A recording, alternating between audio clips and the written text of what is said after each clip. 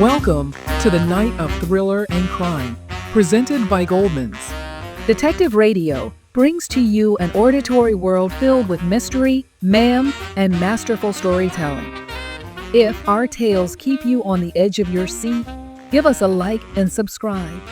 For those looking to lend a little extra support, follow the link in the description. Becker, Episode 11. The Magistrate Arrives on Wednesday.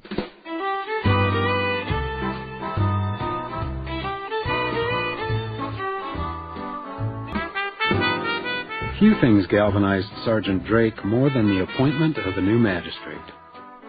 He firmly believed you had to take advantage of their early days on the bench when they were principled and unafraid and believed they could really change the world.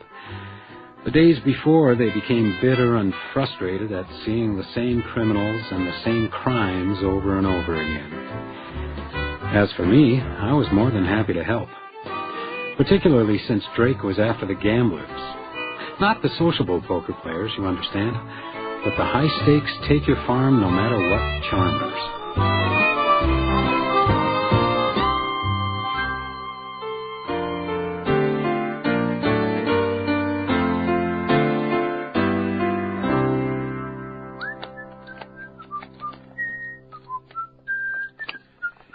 So my brother says it's victim.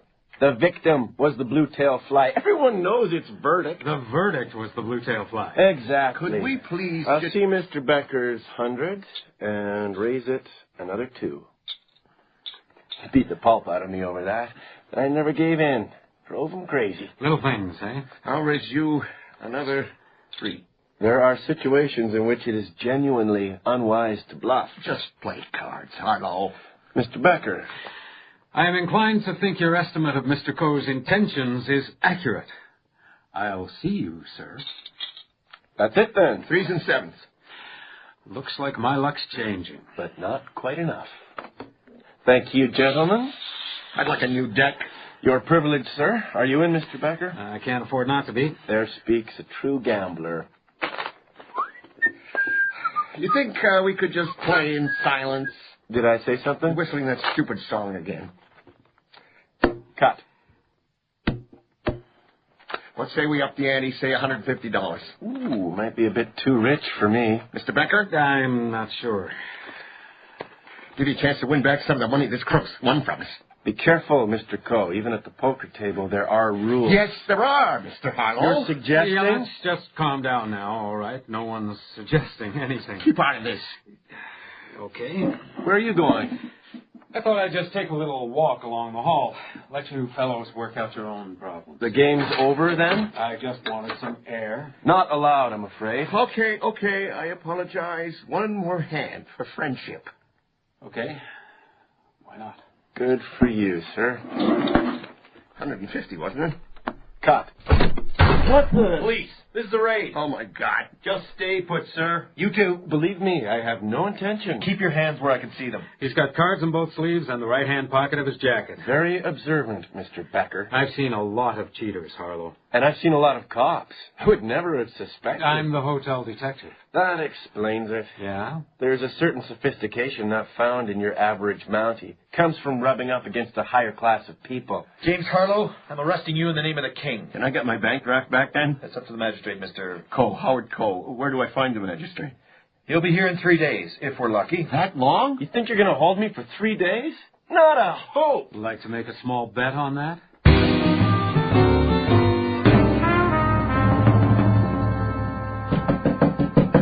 Mr. Coe? Hello, Mr. Coe? It's Miss Highwood, Mr. Coe. Cascade Messenger. If you just grant me a few minutes of your time. Go away. Didn't you hear me? I'm afraid I can't do that, Mr. Coe. I owe my readers But I don't owe you or your readers anything. just a few questions for the record. Can I help? Becker, just the man. Could you explain to Mr. Coe You, that if it wasn't for you. I have a few questions? Don't you understand? I'm ruined, and I don't want to talk about it. Okay, all right. Now let's just calm down. I just want some answers. Don't make me do my job, Fiona. What job is that? Now, Mr. Coe, if you'll return to your room. You're ignoring me, Becker. I'm sorry, Miss Highwood. Another time I would talk to you, but it's just not convenient. I have my packing to finish. Packing? You don't expect me to stay around here. I think the sergeant does. You can say everything I have to say. How much did you actually lose? I think you better come in here. If you like. Only Mr. Becker. Becker, if you... Becker!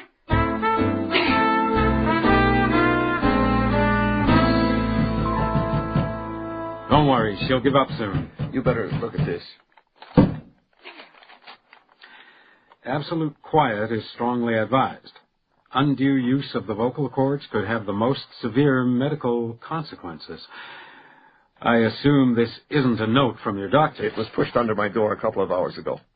Did it come in an envelope? Just that. Well, at least we know whoever's threatening you is in the hotel. What? The watermark, you see. Specially made for Dominion hotels. Well, that settles it. You'll have to make your case without me. I'm going home. No. Sergeant. No. There is absolutely no reason for you to deny me an interview with the prisoner. No. Have you asked Mr. Harlow if he'd like to speak to me? No. Are you going to? Look, Miss Highwood, I know criminals are very romantic, and I know that a lot of the ladies like to read about them. That's their lookout. But I believe the kind of glorification of criminals I read in the paper... Not my paper. ...and the editorials in favor of legalized gambling, which I have read in your paper... We have a disagreement there, sir. ...are highly influential when it comes to turning easily influenced youngsters into gangsters. I don't believe this. Believe what you like, but I'm still not letting you down into the cells. This is censorship. I'll apply to the magistrate. That's your privilege. When he gets here. Until he does, you've got my decision. Whoever said this was a free country. Not me.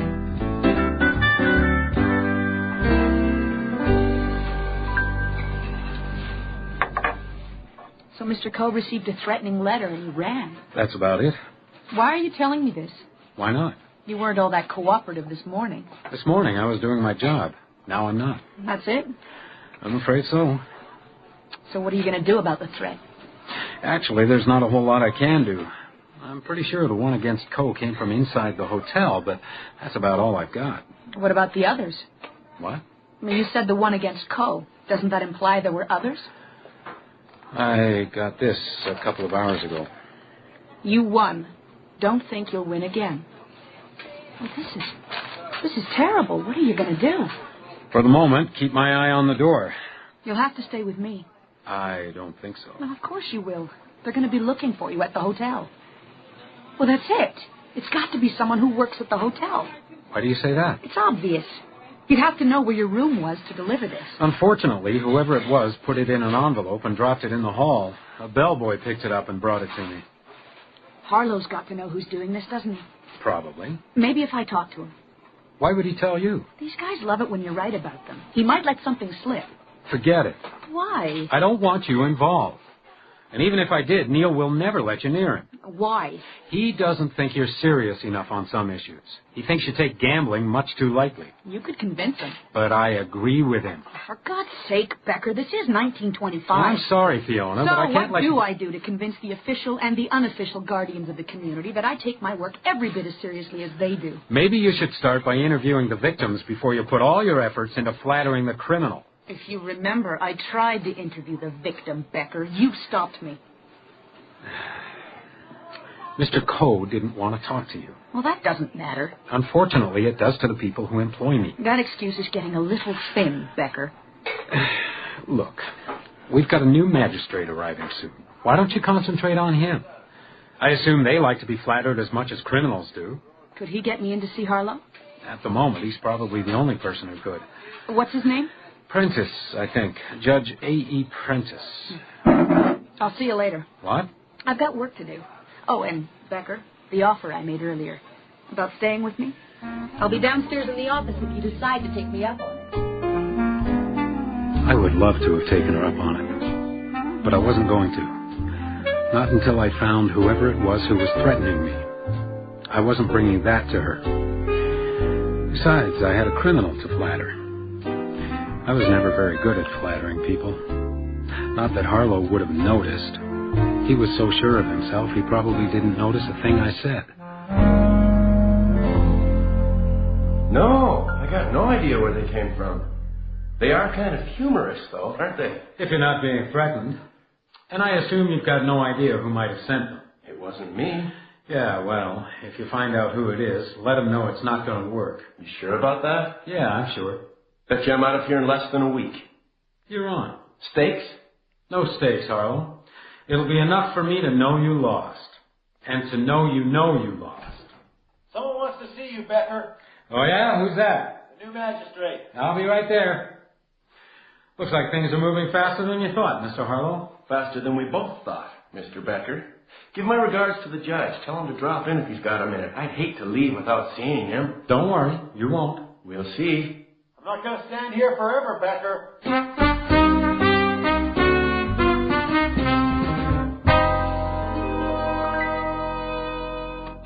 Judge Prentice, Mr. Becker. Pleased to meet you. Sir, Sergeant Drake says you'll be looking after me. I've got to stay with the prisoner. Someone's got to guard the judge. There's been another threat. I picked this up at the hotel. I'll have to check with Mr. Hickey. I understand if you're not enthusiastic. No, I'll be happy to do it. Then you're officially deputized. Good. Now, if you'll send the evidence up to the hotel, Sergeant, I'll make that my headquarters. Yes, probably a good idea. So, when do I get my badge? I'll see if I've got a spare one. I'm not sure I find this all that amusing. Yes, sir.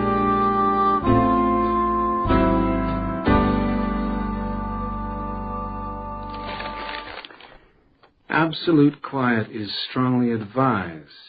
Undue use of the vocal cords could have the most severe medical consequences. That was pushed under Mr. Coe's door.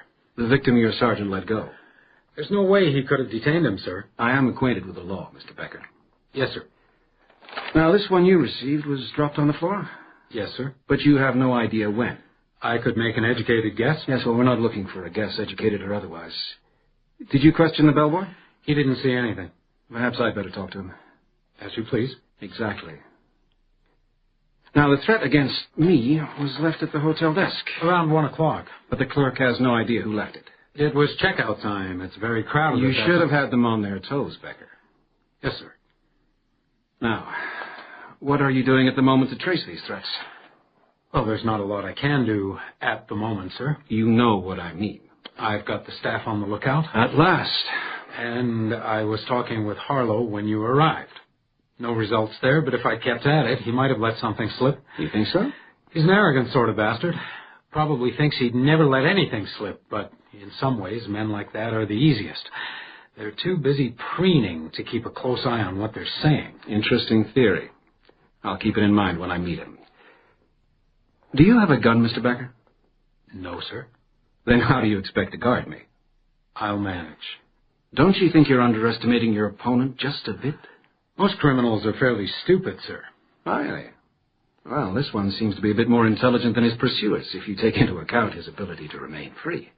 Of course, you wouldn't agree with that, would you, Becker? Whatever you say, sir. Let's start again, shall we? Have you given any thought to dinner? Sir? Food, Becker. I assume you've been around the hotel long enough to expedite that. I'll have a beefsteak well done, roast potatoes, vegetables, whatever they've got, apple pie. Have you got that, Becker? I'm sorry, sir. Did you want me to place your order? Well, that's what you're here for, isn't it? To look after me? Shall I write it down for you? Steak, roast potatoes, and a large pot of coffee. I suspect it's going to be a long night. I suspect you're right. So that's it. Exhibit number 1, a couple of marked decks and a number of extra face cards. Exhibit number 2, this draft purportedly signed by Mr. Coe. It would be stronger if he were here to identify it. But we don't need him. And why is that? Because I saw him sign it. And that is unfortunately the problem.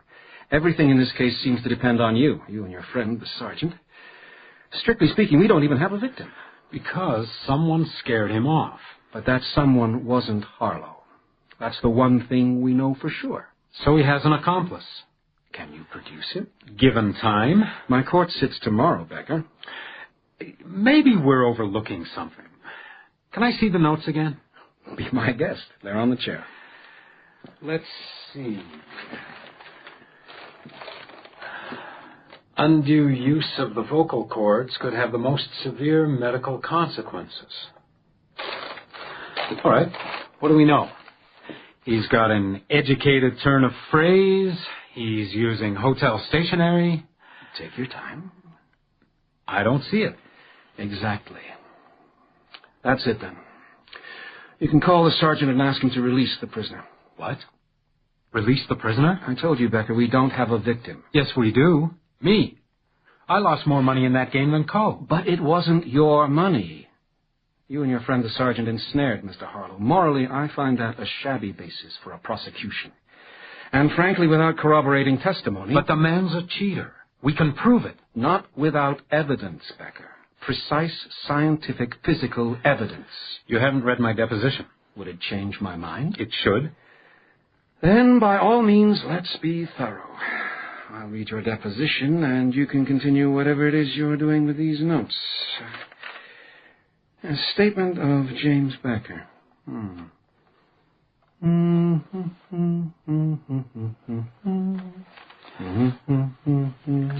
Excuse me, sir. Something wrong, Mr. Becker? That song. What? I've heard it.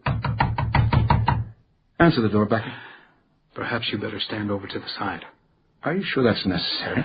We wouldn't want you blown to smithereens, would we? Good of you to feel that way. Who is it? Fiona Highwood, with the Cascade Messenger. It's the local paper, sir. Well, let them in. Let them in. Yes, sir.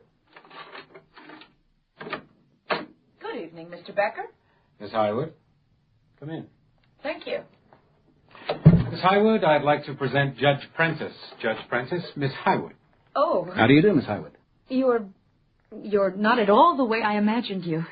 You're so young. Youngest judge on the bench. My, that's a story in itself. Sit down, Miss Highwood. I'm afraid I have nothing to offer you, but I could send Mr. Becker out for something. Tea, perhaps? No, I'm fine, thank you. I was hoping you might grant me a short interview. Right now? I have a deadline. And we'd better get down to it. Wait outside, please, Becker. Excuse me? I prefer to talk to Miss Highwood privately. You can take the notes with you. But I'm sure I'm in no danger from the young lady, not until her paper comes out, at any rate. But this is a very important story, Mr. Becker. If that's what you want. You obviously have more power over my staff than I have. Mr. Becker is always a gentleman. I'll be right out here. Jimmy crack corn and I don't care.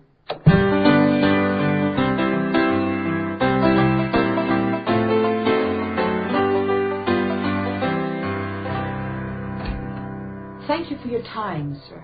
My pleasure, Miss Highwood. Good interview? Excellent. It's amazing how different it was from interviewing a criminal. I talked to Mr. Harlow earlier. Innocent until proven guilty, Miss Highwood. Of course. What would you say was the difference? Honesty, I think. Mr. Harlow spent all his time attempting to convince me of his honesty. An honest man doesn't have to do that. Oh, if that were true, Miss Highwood, it would certainly make my job on the bench a good deal easier. Perhaps it's just a woman's intuition. But you're probably right. Some people just aren't what they seem. Good night, sir. Mr. Becker. Miss Highwood, you can come in again, Mr. Becker. Thank you, Judge Prentice.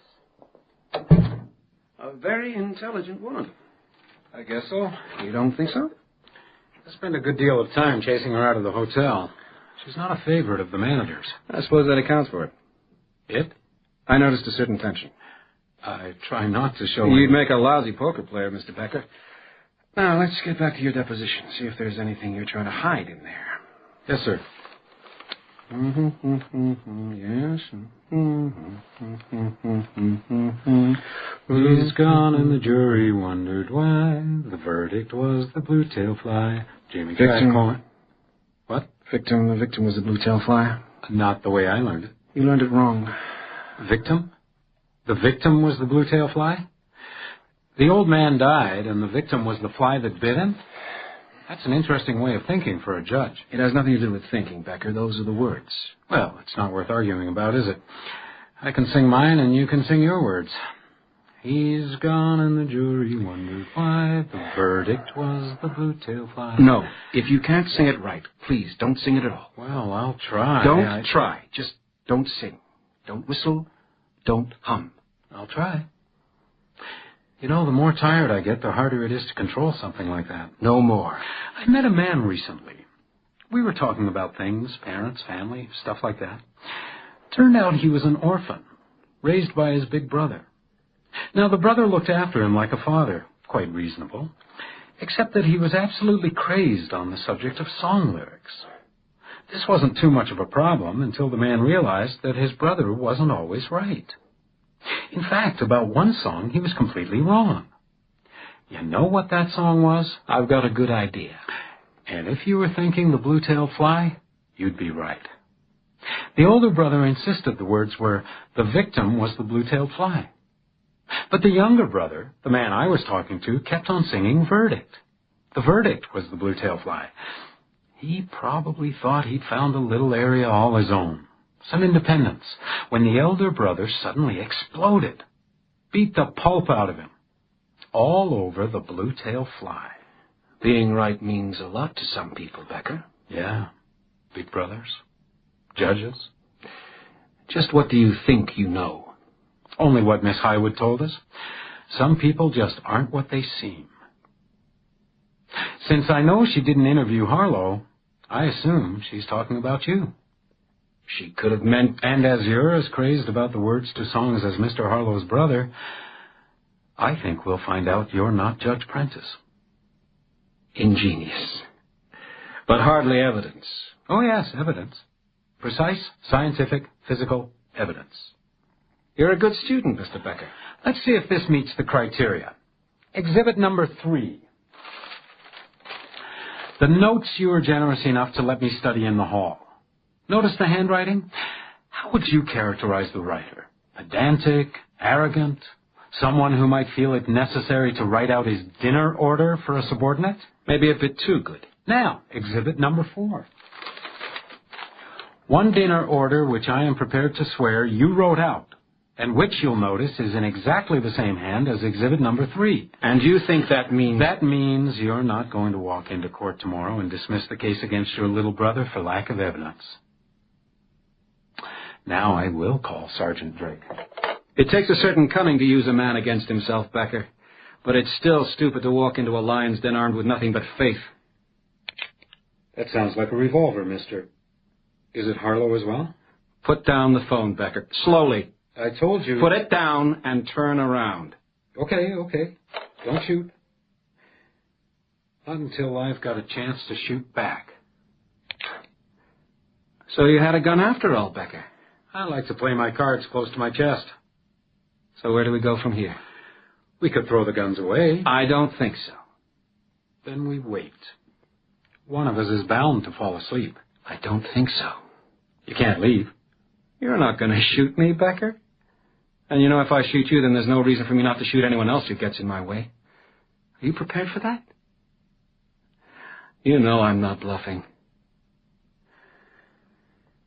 Okay, you win. Very wise. You know, I always wanted to be a judge. Have all that power. Particularly over someone who thought criminals were stupid. I enjoyed that. Much more than I'd enjoy shooting you. Not me, Prentice. Not me. Freeze in the name of the king! Get out of my way! Fire!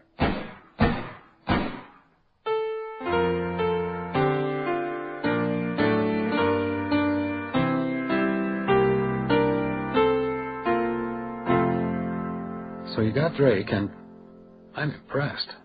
Now, you suggested I do the story on Judge Prentice. It wasn't that difficult to find out that he was 57 years old and distinguished by a mane of snowy white hair. So where is the old boy? Arriving tomorrow. According to Sergeant Drake, he doesn't know a thing about this. No, that's so sad. I don't know. The sergeant got both of the Harlow brothers, and I got my story. And you got to spend the night here. While you were downstairs putting up the paper. I'm here now. You know, for a moment, after I heard the shots, when I believed Drake had shot him down, for a moment I was almost joyful. That man's power offended me, humiliated me. Do you understand? It happens to me every day. What? Well, did it ever strike you oddly that Drake would let you play detective with Arlo, but he wouldn't let me see him? But that was... Yes. As much as I can take in right now. I don't know. I have to... You took a hell of a chance with that. Some people are not what they seem. Not as big as the one I'm taking now. You don't have to. Kiss me, Becker.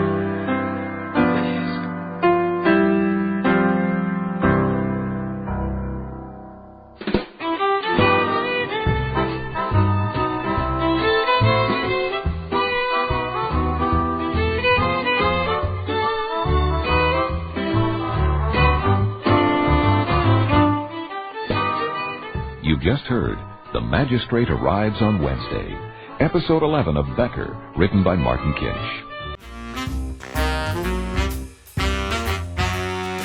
Thank you for tuning into Detective Radio. We bring you new episodes of mystery, suspense, and thriller stories every week. To keep getting our updates, give us a like and subscribe and hit the notification bell. For those looking to lend a little extra support, follow the link in the description. Good night. Stay alert. Until the next crime.